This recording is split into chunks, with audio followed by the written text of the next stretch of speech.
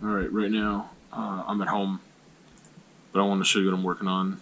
So, Rebecca and I have been watching Love is Blind. She got into it season 1. I didn't get into it until season 2, but I went back and watched season 1. And along the way, we decided to, like, basically make it a little more interesting and bet on it. We've never had a prize or anything, but we have created, like, a chart so that we could, like, keep track of, like, predictions and who's right and who's wrong. So right now I'm designing like a trophy, and it's going to be like on this dancer trophy thing. So right now I'm designing like this part, the circular part. Down here there'll be like something engraved, but yeah, I'm going to use like the blind logo from like the skateboard company because I love that. And I don't know everything I'm going to do yet, but I'm going to throw that stuff on here somehow. So that's kind of what's going on there. This is kind of like my template for the circle of like what'll fit, but it'll be fun. I think it's just something fun to do. Watch they cancel Love is Blind after this season. They stop doing it once we have this trophy, because I'm trying to make it generic enough so that it's not just like a season 6 trophy. It's just like we'll use it every time, but we'll see. I just finished listening to a podcast called Criminal. It's really quite lovely a lot of the time, and not the same as a lot of true crime kind of sensationalizing, and it's really chill and calm and nice and not anxiety inducing. But anyway, they shared this story of a musician, Connie Converse, and it really reminded me of Daniel Johnston, I believe. I think there's a T in there. It's not Johnson. I think it's Johnston. I could look that up while my hands are busy. So, driving's cool. Being safe is cool too. Anyway, it just got me thinking. So they were talking, I don't know if you know Daniel Johnston. I'm going to keep saying it, and if I'm saying it wrong, no, I got to look it up. Enjoy staring at that for a while. Anyway, I don't know if you know Daniel Johnston, but there is a documentary. I think it came out about 2006, maybe earlier. Yeah, Johnston, got it. And yeah, I mean, he passed away in 2019. Anyway, there is a documentary called The Devil and Daniel Johnston, where they talk about, him, prolific, songwriter, prolific just artist, musician, and he had a cult following, and there's all these other musicians that have like worn shirts or covered a song or something, that he's done, and that is his, and they've done like covers of it. And anyway, it's interesting just because of his cognitive abilities. And I watched that documentary so long ago, because I watched it in 2006. For some reason I thought that's when it came out, but it might have not. It might have been earlier than that. But how he just like had this amazing amount of stuff that no one had really heard, and just writing these songs and recording them himself most of the time and whatever, and probably getting some details wrong, but there was just a lot of stuff. And Connie Converse seemed like she struggled with her mental health, not in the same way that Daniel Johnston did, with cognitive abilities, but yeah, it was just a really touching story. But the commonality between those things made me think of this thing where it's like, in Connie's case, I mean, it's like, yeah, she had a lot of music, a lot of art, and a lot of stuff that wasn't appreciated at the time. And how, after, I mean, she had disappeared for decades and was never found to be dead or alive or anything, and she kind of left some notes that would imply, well, I guess the implication was that she was probably going to commit suicide, even though that's not what the notes said. But the implication of the vagaries, because of the vagaries of the notes, along with the amount of time that passed, that no one had ever heard from her, seen her or her vehicle, like nothing, that, I mean, maybe she just disappeared back into some other life, you know, or maybe she, I just remembered, like, perhaps she ended her own life. That's a possibility. But I'm just thinking of, like, all these paintings that I have in the basement, and how it's this interesting kind of, I mean, and Daniel Johnston was alive. I think he died in 2019, so he was alive for quite some time after, you know, the majority of people may have been hip to him and kind of discovered him or whatever because of this documentary. So people had time to really delve into his music. But there's still sometimes there's this thing that happens sometimes, and I don't want to put myself in that same category of these artistic and creative, you know, giants that I sometimes feel like I stand on the shoulders of. But I have a plethora of work that is sitting in a basement that, if something were to happen to me, I just don't know if it would ever get seen or understood or whatever. And I was thinking, like, in the way that you know, that one documentary, The Devil and Daniel Johnston, and in the way that this episode of Criminal talks about Connie Converse, it's done in a very romanticized way, and it just always has me thinking of, like, you know, being an artist and thinking about mortality, or being I don't want to say obsessed with mortality, because it's not something I want to be obsessed with. Like, I want to be able to just live without the anxiety and fear of mortality. But I, for a long time, thought that maybe art making had a role in me not giving into those fears in the same way, because I was leaving something behind. But, you know, I'm not going to be there to enjoy any of what that means, leaving something behind. And it's not about fame or fortune, although, you know, financial gain from the art that I make would be beautiful, would be wonderful, but it's not what I strive for. But I mean, maintaining a life fiscally, having my needs met by doing what I love and feel compelled to do, that would be amazing, of course.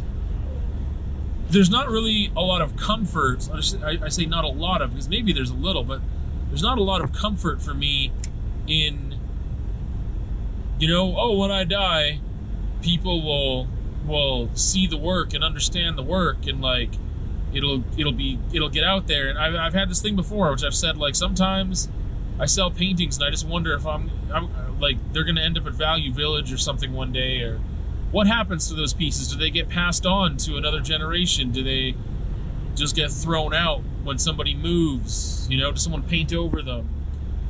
And it's an interesting notion, just with myself as an artist, and that I don't know what to call it. It's just the amount of thinking I do about art and about my own mortality and everything else, and these pieces of me that I'm trying to use in a way of connecting. I mean, and also this whole thing of, like, when, you know, once the art isn't in your hands anymore, it's not yours. And part of that usually is expressed when we talk about art and artists and the audience and whatever, the viewer, that it's theirs now to interpret. But it's different when it's not just, like, we're not just talking about interpretation, we're also talking about, like, what happens to the physical work, and what does it mean? I mean, when I don't have it, I don't think about it much, but I just assume that good things happen with it. I don't know. I don't really think about it much, but in times like these, I don't get stuck in it. But it's part of the conversation that happens in the background sometimes, of, like, again, artist who creates physical media, visual art. But I mean, even then, some of the digital stuff too. It's like, whether it be music that's out there from the past, or even just things like an Instagram account or whatever. This right, like the amount of documentation of my life via YouTube and video and all of that. Like, what happens to all of that? It's just there, and there's some kind of comfort in the present of trying to connect with others. But then I think of like, hey, well, upon my death, what happens? And I have definitely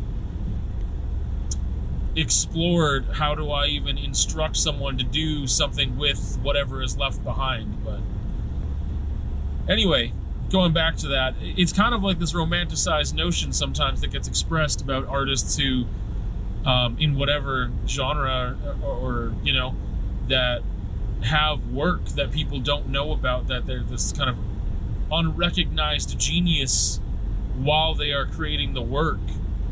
And again, not to necessarily put myself into that category, but I have a plethora of work that I, you know, wish people were seeing and enjoying and having conversation about while I'm living.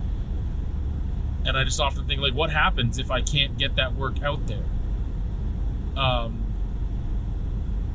It's just weird to have a basement full of work. And there's work out there in the community. Sure, there's some stuff out there. But then I start thinking about the fact that it's still there and not in someone's home or possession. And then the whole thing comes into with peace offerings and all that. Anyway, those are just thinking about that stuff. But if that interests you at all, I mean, I would love to see The Devil and Daniel Johnston again. I wasn't ready for it before. I want to find a copy or if it's streaming somewhere and check it out. And that episode of Criminal on Connie Converse, it's interesting. It's nice storytelling. There are two cats back there. I don't really like cats. For a bunch of reasons. I can't say that I don't like them because I'm allergic to them, because that's not why. And some cats are okay. I think cats are beautiful, and they're cute, and they're pretty, and handsome. I think cats can look really nice as aesthetic objects, but holy smokes, they're annoying. One, the allergy thing comes into play only because, like, into my dislike. It comes into play with my dislike because they can be so intrusive sometimes. I mean, cats still have their own personalities and they're not all the same, but they can be really intrusive in your space, especially when you don't give them attention, which I can't because I'm allergic to them. So I find it really annoying when they're like trying to rub up all on me and like get into my area and my business and my bubble, because I'm like, I am allergic to you. Otherwise I would pet you, it'd be fine, whatever. And then there's all the other things that cats do, all the memes and stuff with like knocking stuff off tables and all that junk that comes along with cats too, that I'm not a fan of. But the other thing I realized just a few weeks ago is that the meowing, so I shouldn't say I realized. Well, yeah, okay. I saw this thing, I saw this video, and they were talking about evolution of cats and stuff, and apparently one of the things that they've evolved to do with the meowing, because apparently they didn't used to sound like this annoying thing here, it's because as they were getting domesticated, which they have been for, I mean, if you think about the Egyptians, the cats were domesticated back in those old school Egyptian pharaoh times, building of the pyramids. I'm horrible with history and stuff, so I can't even say how many thousands of years ago that was or whatever. But whenever that happened, that's when cats started to get domesticated. And over time, apparently, they have evolved they're meowing to sound like a baby crying, which is exactly the worst sound, bar none, in the world. I can't. Like a baby crying or a cat meowing like this to get that attention, to bring someone over there because they sound like a baby that would need attention. And apparently that's that evolution that happened. Either, whatever. Anyway, I can't. Like, I just don't, the sound just grates on my ears. Like, it is so, it makes me angry because the sound of it just makes me mad. Like, I can't do it. But I'm taking these cats to the vet. We got Barley Oates, who's making the racket, and Master Franklin, which finally shut his face. Wow, that was interesting. I'm just on the way to Fort McLeod, and there's like a Juice tag on a bridge, and someone lined him and said Juice is a goof. So it was in red. I wasn't looking for it, so I didn't see if they actually, did what they should have done and owned that and tagged somewhere that said who it was. If you're going to line somebody, like, who are you? Put that down. Own it. Own your stuff. I don't know. That's just my own thing. I think if you're going to go around lining people, then you own it, and you own it because you would say, I'm lining you because what? Because you're playing this stupid game, which I hate, with Graffiti, about like, I'm better than you, so I'm going to line you. I don't like your style. Okay, well then who are you? Then fine, just do better. You know what? You could skip the lining and just do better, though. Like, you could just do better. That's that one part of Graffiti that game I was never into, ever, of just lining people and calling them a toy and writing over them. It's like, hey, I don't know. It's just such a dumb area. Like, you could just be so creative and fun and just like kill spots and just do your thing and just focus on getting up and just you. And then when it turns into like this other thing of like, I have to let people know that I don't like this other person and I gotta like go ruin their stuff. Like, if that person already made that spot look bad, why make it look worse? Why don't you bomb right over them? And those are old school. I don't necessarily subscribe to rules in that sense. Those are like old school, like New York rules and stuff, like train writers and whatever. Oh man, I haven't been this way for so long. We got Loch Ness out there, of course, on the way to Fort McLeod to take these kitties into the vet, which I was describing before I had to point that out at the Juice tag. But it's just like, yeah, those old school rules. Part of it was like you had to do something better over top. It's like, if you're gonna call that guy a toy or that person, then like, you got to do something better. So it's like, if it's over a tag, then they're got to do a throw up, and if it's whatever, like, they have all these rules. Which again, I don't subscribe to the rules, but I subscribe to the sentiment that I think it's stupid to just go lining people. It doesn't do anything positive whatsoever, and it's childish. So those are my thoughts on that. But anyway, yeah. Barley Oates probably has a UTI. Franklin's got some other stuff going on.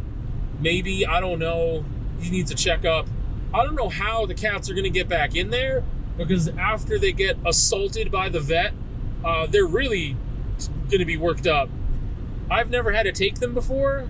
They rarely ever go to the vet. I'm Team Ren. We got Team Ren here. I take Ren to the vet when she needs to go to the vet. At the end of the day, she still loves me, even though she hates going to the vet, and then she's scared for a bit, and then she doesn't want to, like, come when I call for, like, a couple hours, or she's skeptical about, like, were you going to take me to the vet? What's going on? But, these cats, especially Franklin, man, that dude is, like, when people talk about scaredy cat, like, he's a mess. He's an anxious mess. Like, he just, like, I don't pet them. That's the thing. I don't show them affection because I'm allergic, and I try. Sometimes I'll take, like a book, like an object or a shoe or something, or a ruler, and I'll try to pet them that way. And sometimes they let me, but usually they don't.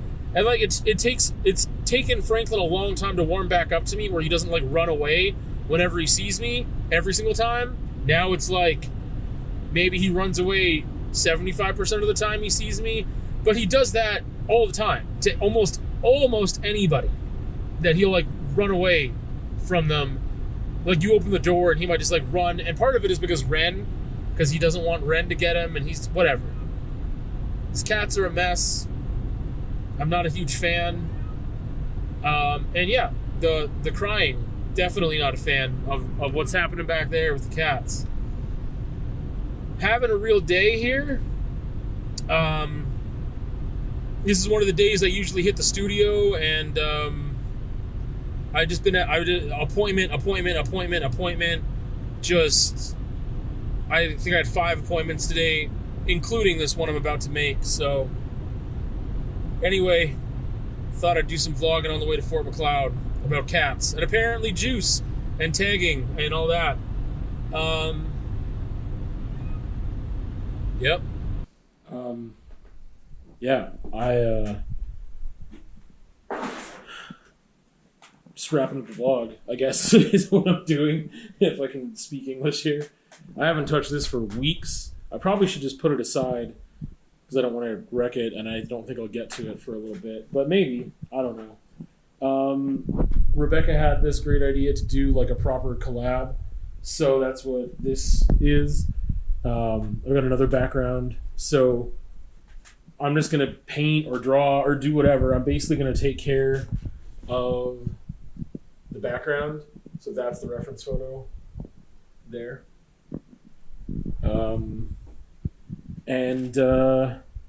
Then I've got kind of this space, and she's going to try something new and use like a different medium, like oil pastel or the woodies over here, which I think I talked about when I learned what they really are. So I'm just going to use something there to draw an animal that I will not disclose at this time. And then, is that a hair? No, it's not. Anyway, and yeah, we'll kind of play with it. I need to do the bottom half of this still, but I think the sky's done. But looking at it as it dries too, it's like, I just really like the quality that it has, like acrylic has when it's a little more wet, which is why I think in the future I might switch to just almost all oils. Like because it's not going to stay this quality. Like when it dries, it's going to get muted and some other stuff, and it's like, despite the finish I put on it, it's not going to be what it is right now. It's going to be a little more dull.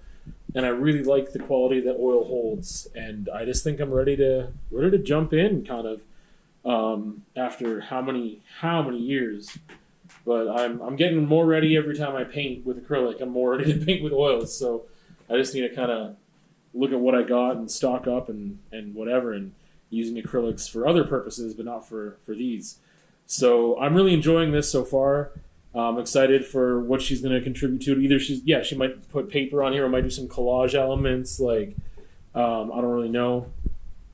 But that's what's going on. Only other video this week is, I guess I can show you these two, some in progress stuff. This is all for that Helen Schuler exhibit we're going to do. Let me just, sorry, one hand's busy here. There we go. So that is a photo. That is a piece that I am working on.